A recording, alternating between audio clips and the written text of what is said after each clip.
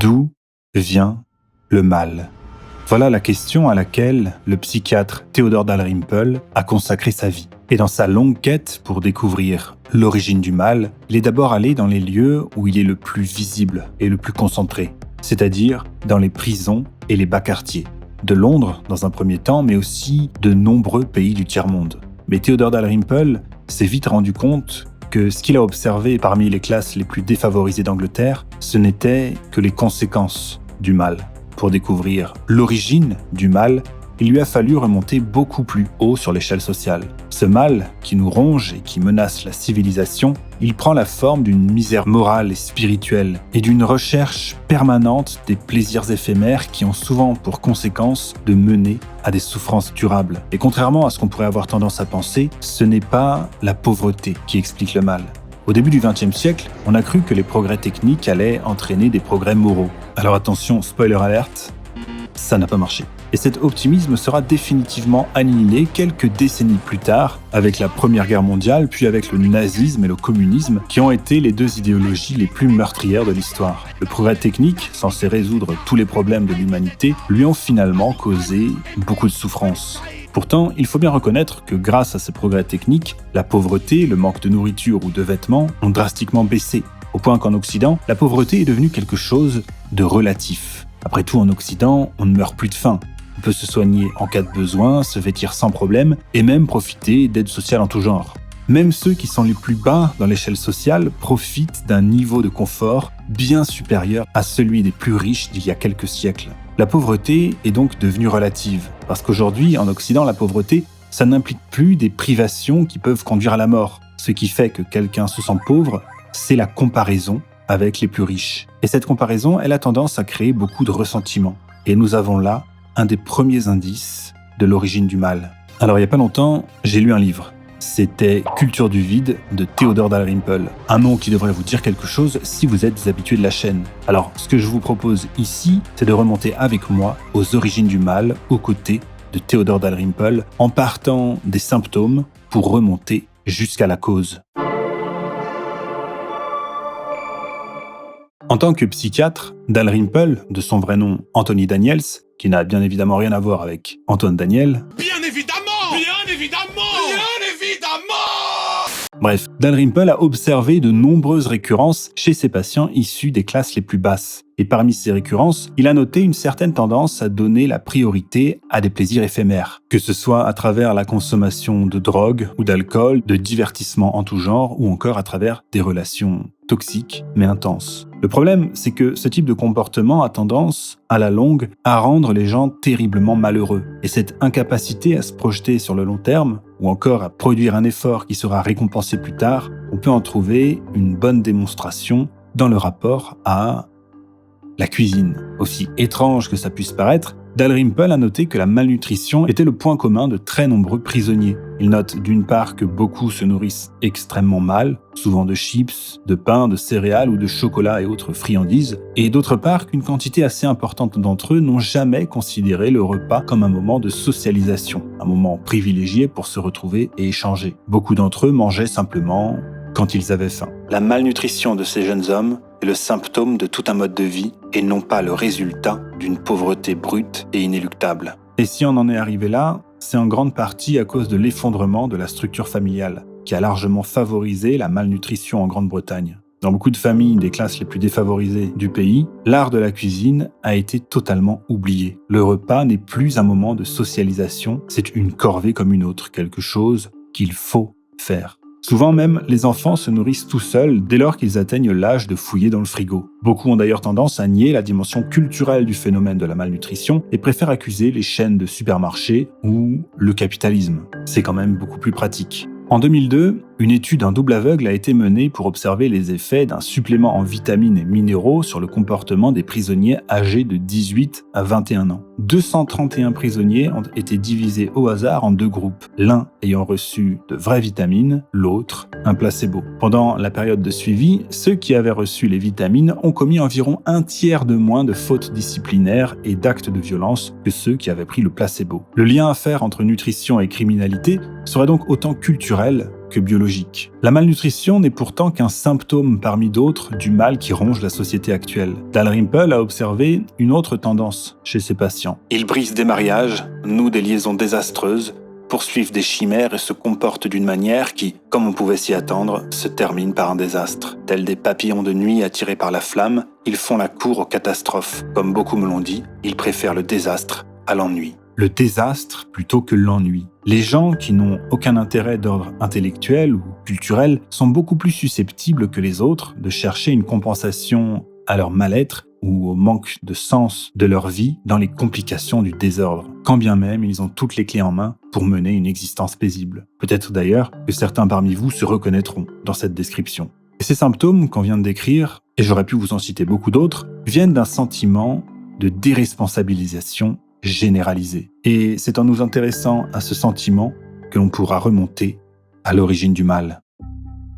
Dalrymple, qui a beaucoup travaillé dans les prisons, a beaucoup entendu cette phrase à propos des prisonniers qui finissent par être libérés. Il a payé sa dette à la société. Pourtant, si on y réfléchit 2 minutes, cette phrase est une absurdité absolue. Comment peut-on considérer qu'un prisonnier a payé sa dette alors qu'il a occasionné des dépenses encore plus importantes à la société pendant son séjour en prison, en plus d'avoir été un élément parfaitement improductif de cette société? Et puis après tout, pourquoi ne pas dire qu'on pourrait payer à l'avance le braquage d'une banque en proposant de purger une peine de prison avant de la commettre? Vous comprenez bien que c'est absurde, mais ce genre de poncifs sont assez révélateurs d'un rapport très particulier à la société. De manière assez provocatrice, Dalrymple compare même ces classes défavorisées aux aristocrates français de l'Ancien Régime, dans le sens où ils ne sont pas contraints de gagner leur vie grâce au système de protection sociale. Et cet État-providence serait en grande partie responsable des maux de notre époque. Le vaste État d'apparence bienveillante a complètement érodé la fière et solide indépendance de la population britannique, autrefois soulignée par les visiteurs. 40% des Britanniques dépendent aujourd'hui de subventions gouvernementales recevant des paiements directs du trésor public pour partie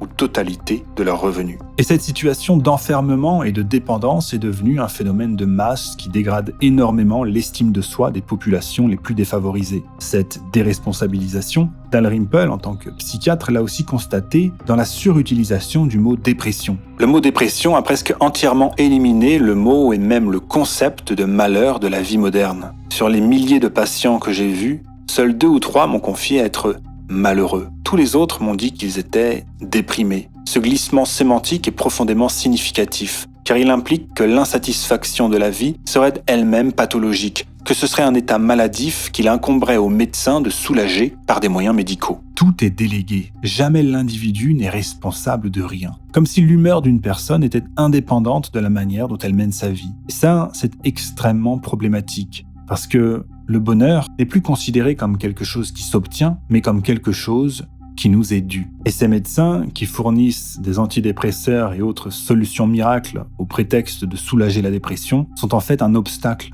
au bonheur véritable, car ils empêchent les patients de voir la vérité en face. Leurs problèmes sont dus à leur comportement, et ils ne pourront atteindre le bonheur qu'en faisant l'effort de changer. Mon seul motif d'optimisme au cours des 14 dernières années a été de réussir à amener mes patients, à quelques exceptions près, à voir la vérité de ce que je dis. Ils ne sont pas déprimés, ils sont malheureux. Et ils sont malheureux parce qu'ils ont choisi de vivre d'une façon dont ils ne devraient pas vivre et qui ne peut pas les rendre heureux. Bon, mais alors, qui est le responsable de ces pressions sociales, économiques et idéologiques qui empêchent les classes les plus défavorisées d'accéder au bonheur? Qui crée cet environnement qui leur maintient la tête sous l'eau? Il est temps maintenant de désigner les coupables.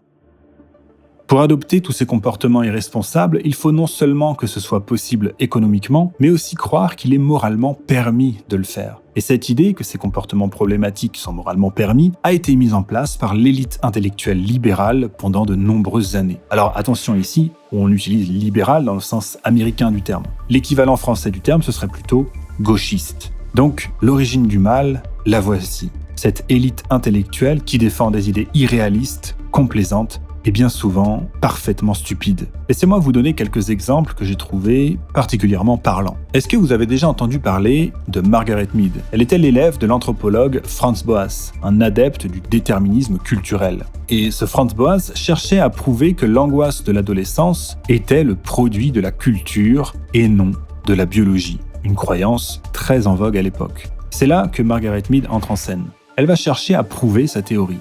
Et pour ça, elle va se rendre sur les îles Samoa pour étudier les Samoans.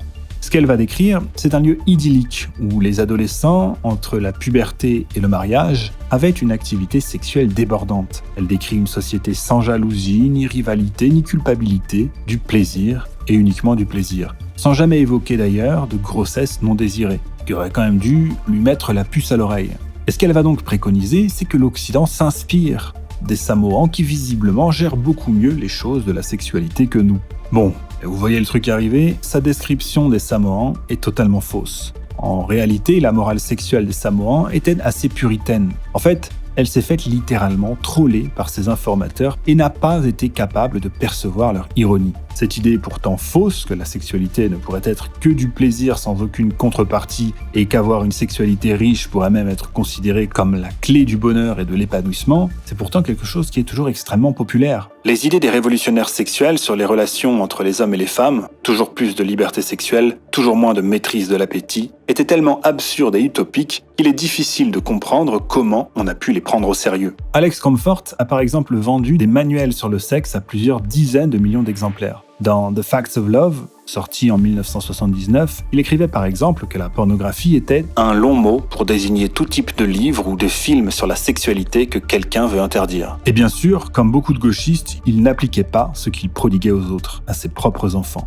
Il considérait toutes les institutions comme de simples émanations du pouvoir, c'est-à-dire l'ennemi suprême du bonheur humain. Et parce qu'on lui a vendu le sexe illimité comme la clé du bonheur, l'homme moderne conclut, lorsqu'il est mécontent de son existence, que sa sexualité comporte encore trop de limites. Et alors, c'est l'engrenage. C'est la première fois dans l'histoire qu'il existe un tel déni massif du fait que les relations sexuelles soient un sujet important pour l'éthique et que les restrictions morales doivent les régir. La liberté sexuelle a entraîné une augmentation, et non une diminution, de la violence entre les sexes, de la part des hommes comme des femmes. S'il est nécessaire de pointer du doigt les problèmes qu'a apporté la libération sexuelle, il faut aussi souligner qu'elle n'a pas apporté que des mauvaises choses. Poussée à l'extrême, la chasteté cesse d'être une vertu et devient, sinon un vice, du moins une incitation au vice. Ce qu'il faut prôner, c'est une certaine élasticité en matière de morale plutôt qu'une rigidité totale en ce qui concerne les choses du sexe. Seulement, la tendance aujourd'hui, elle est plutôt à la destruction de toute forme de limite.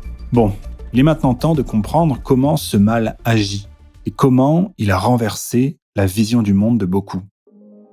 La grande thèse de Theodor Dalrymple, c'est donc que cette élite intellectuelle gauchiste nuit aux classes les plus basses de la société en leur imposant des mœurs sans se soucier des conséquences. Ce qui est bon pour l'intellectuel bohème le devient tôt ou tard pour le travailleur non qualifié, pour le chômeur, pour le bénéficiaire d'aide sociale, ceux-là même qui ont le plus besoin de limites pour rendre leur vie tolérable ou leur permettre d'espérer une amélioration. Cette élite intellectuelle va également contribuer à instaurer une inversion généralisée des valeurs. Une inversion qui est le résultat d'une injonction permanente à briser les tabous. Briser un tabou, transgresser, c'est devenu le but ultime de certains intellectuels de gauche, et qu'importe ce qu'on transgresse, pourvu qu'on transgresse. Comme si ne pas respecter les conventions était une vertu en soi. Et cette injonction à transgresser, on la retrouve tout particulièrement dans l'art. Comme si briser les tabous était devenu la seule fonction de l'art aujourd'hui. Dalrymple a d'ailleurs interrogé le sculpteur Ron Mueck à propos de son œuvre Dead Dad, que vous voyez à l'écran. J'ai demandé au sculpteur si Dead Dad était son propre père, et bien sûr, c'était le cas. Et il considérait sa sculpture comme un hommage à son père, et la sincérité de l'artiste ne faisait absolument aucun doute pour Dalrymple. S'il avait dit qu'il avait fait sa sculpture pour se venger de son père, qui lui avait mené une vie terrible dans son enfance et qui avait abusé de lui lorsqu'il avait 6 ans, ses motivations pour la réaliser auraient au moins été claires. Lorsque le respect, la haine, l'amour, le dégoût et le mépris peuvent susciter le même produit artistique, c'est que notre sensibilité, notre pouvoir de discrimination a été complètement érodé. Lorsque la piété filiale expose le cadavre non vêtu d'un père jusqu'au dernier poil pubien au regard désintéressé de centaines de milliers d'étrangers, alors honorer son père et sa mère devient indiscernable de les déshonorer. C'est une exposition qui a d'ailleurs remporté un certain succès, parce que le public est attiré par les choses choquantes, et quiconque remet en question la pertinence d'une telle œuvre passe immédiatement pour un réactionnaire. Pour beaucoup d'artistes, seul compte le fait de faire quelque chose qui n'a jamais été fait, et qu'importe si ça nécessite de passer par la grossièreté. Mais alors, comment en est-on arrivé là ? Le chaos qui sévit dans l'art occidental est hérité de cette vision qui s'est imposée chez de nombreux artistes après la Seconde Guerre mondiale et qui consistait à dire qu'après ce grand massacre, l'art ne pouvait plus dépeindre le monde de la même façon qu'avant. Il fallait abandonner tout lyrisme, comme si le monde était devenu trop horrible et qu'il était donc devenu impossible de créer de l'art. Theodor Adorno dira même, après Auschwitz, « Il n'y a plus rien d'innocent. Les petites joies de l'existence qui semblent dispenser des responsabilités de la réflexion ne comportent pas seulement un élément de sottise têtue, d'aveuglement volontaire et égoïste. En fait, elles se mettent directement au service de ce qui est le plus totalement en contradiction avec elles. Même l'arbre en fleurs ment, dès l'instant où on le regarde fleurir en oubliant l'ombre du mal. » Le traumatisme de la guerre a fini par devenir une révolte contre la beauté elle-même. Alors, il est évident que ces deux guerres mondiales ont été des atrocités. Pendant des horreurs, l'histoire en a vu des quantités. Pourtant, personne n'avait encore jamais considéré de cesser de vouloir créer du beau. Un peintre comme Vermeer, par exemple, est né en pleine guerre de 30 ans. Une guerre qui a entraîné la mort d'un tiers de la population allemande. Il a vécu dans un environnement chaotique. Les champs étaient abandonnés, les villages en ruine, le pillage était devenu une routine et les cadavres pourrissaient sur le bord des routes. Pourtant, il ne lui est jamais venu à l'idée d'arrêter de viser le beau. L'idée qu'après un événement comme la Grande Guerre, une célébration artistique du monde n'est plus possible est un non-sens, composé d'un romantisme étrangement tordu et d'un sentimentalisme inversé. L'artiste prend une pause à la Adorno pour établir qu'il ressent les événements plus profondément que les autres, si profondément que l'arbre en fleurs n'est plus pour lui seulement un arbre en fleurs, mais l'arbre en fleurs dont le bourreau fera une potence, ou l'arbre qui sera bientôt réduit à l'état de squelette carbonisé par une explosion nucléaire. Ce qui compte, c'est la profondeur des sentiments. Mais cela n'est qu'une posture. Si un personnage du genre d'Adorno avait dit « Après la guerre, le plaisir sexuel n'est plus possible » ou bien « La bonne cuisine n'est plus possible », l'absurdité de tout cela aurait immédiatement sauté aux yeux. L'art est précisément le moyen par lequel l'homme donne un sens à ses propres limites et défauts et les transcende. Cette destruction du beau, au nom de certains traumatismes, on la retrouve aussi au niveau architectural. Beaucoup de gauchistes haïssent les symboles architecturaux du passé qui renvoient selon eux à une culture élitiste qui n'aurait reposé que sur l'exploitation, le racisme ou l'esclavage. Et cette destruction a aussi été rendue possible par la toute-puissance de la finance. Les intérêts économiques à court terme ont pris le pas sur tout le reste. C'est ainsi que de très nombreux bâtiments vieux de plusieurs siècles ont été rasés. Et cette laideur ambiante a tendance à engendrer des comportements tout aussi laids et grossiers. Mais surtout, elle rend la fierté collective tout à fait impossible. Alors pour terminer, j'aimerais vous parler de ce que nous risquons à laisser cette inversion se perdurer. Au cours d'un de ses nombreux voyages, Theodor Dalrymple a été dans le Centennial Hall, où se déroulaient les cérémonies d'investiture des présidents du Libéria. La salle était vide, il n'y avait qu'un piano à queue dont les pieds avaient été sciés. Et autour de ce piano, il y avait des excréments humains. Alors bien sûr, on était en pleine période de guerre civile. Mais pourquoi une telle mise en scène ? Difficile de ne pas y voir un symbole. Il y avait dans cette mise en scène l'idée d'un rejet de l'idée même de civilisation. Mais aucun des journalistes qui accompagnaient Dalrymple n'en ont parlé. Aucun n'avait vu le lien entre la pulsion de détruire ce piano et la pulsion de tuer. Personne n'a fait le lien avec les autodafés de l'Allemagne nazie, par exemple. Une comparaison qui pourtant revient très souvent. Non, les journalistes n'ont rien trouvé à redire. Pire encore, ils ont même compris qu'on puisse détruire ce piano, et pour certains, ils ont même eu de la sympathie pour cet acte. Après tout, la cause première de la guerre civile au Libéria, c'était la domination d'une élite. Il était donc normal que cette élite paye. Ce piano détruit, entouré d'excréments, était donc l'expression justifiée d'une volonté générale. Cette façon de penser la culture et la civilisation, possible uniquement pour les personnes qui croient que le confort et les avantages dont elles jouissent sont immortels et indestructibles, est devenue presque la norme au sein de l'intelligentsia des sociétés occidentales. Le mot civilisation lui-même apparaît désormais rarement dans les textes académiques ou dans le journalisme sans l'utilisation de guillemets ironiques, comme si la civilisation était une créature mythique et que croire en elle serait un signe de naïveté philosophique. Theodor Dalrymple fait partie de ceux qui croient au contraire qu'il faut se battre pour la civilisation, qu'il faut la chérir et la préserver, car la civilisation est la somme totale de toutes les activités qui permettent aux hommes de transcender la simple existence biologique et accéder à une vie mentale, esthétique, matérielle et spirituelle plus riche. La civilisation, c'est ce qui permet à l'homme de ne pas tomber dans cette pente naturelle qui le conduit à commettre les pires atrocités. Or, aujourd'hui, non seulement les intellectuels gauchistes ne font plus rien pour préserver la civilisation, mais surtout, ils se sont même rangés du côté des barbares. Il y a dans le discours de certains intellectuels de gauche une tendance à tout mettre sur le dos de la bourgeoisie à laquelle certains appartiennent pourtant. Le truc, c'est que les classes les plus défavorisées auraient en fait énormément à gagner à s'inspirer du modèle bourgeois, que ce soit sur le plan culturel, gastronomique, disciplinaire ou économique. Parce qu'en réalité, c'est la seule chose qui pourrait les sauver. Mais il y a comme une volonté chez les intellectuels gauchistes de maintenir la tête sous l'eau des classes les plus défavorisées. Parce que quelqu'un qui s'en sort, c'est quelqu'un qui les fait mentir. Mais enfin, c'est un comportement humain. Il est plus confortable d'accuser la terre entière plutôt que de s'accuser soi-même. Les intellectuels gauchistes font appel à ce qu'il y a de plus bas, de plus faible pour séduire. Et il est effectivement très difficile de lutter contre ça, surtout quand tout ce qu'on a à proposer en retour, c'est l'effort individuel, le courage, le sacrifice et la curiosité. Quand tout ce qu'on peut faire, c'est encourager les gens à créer, transcender. Alors voilà, j'espère que cette vidéo vous aura plu. C'est pas la première fois que je vous parle d'un livre de Theodor Dalrymple.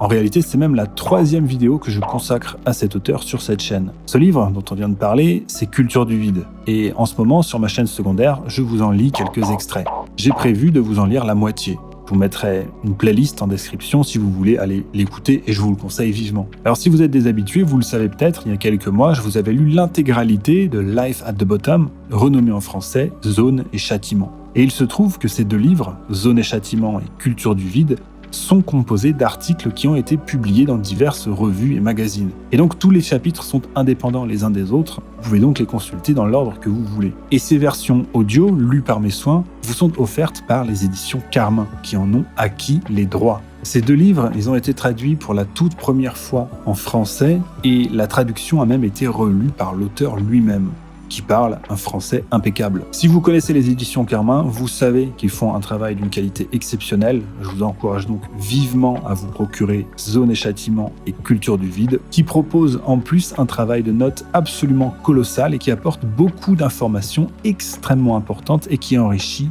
grandement l'expérience de lecture. Alors j'espère sincèrement que vous serez nombreux à vous procurer ces livres, parce qu'il est essentiel de soutenir ce genre d'initiative qui consiste à proposer des ouvrages de qualité via un travail d'édition extrêmement soigné. Parce qu'il me semble que la pensée de Theodor Dalrymple gagne vraiment à être davantage connue du public francophone, et donc, en achetant ces livres, vous contribuerez énormément à ce projet. Je vous mets les liens en description, et je compte sur vous pour soutenir ce projet. Je vous garantis que vous ne le regretterez pas.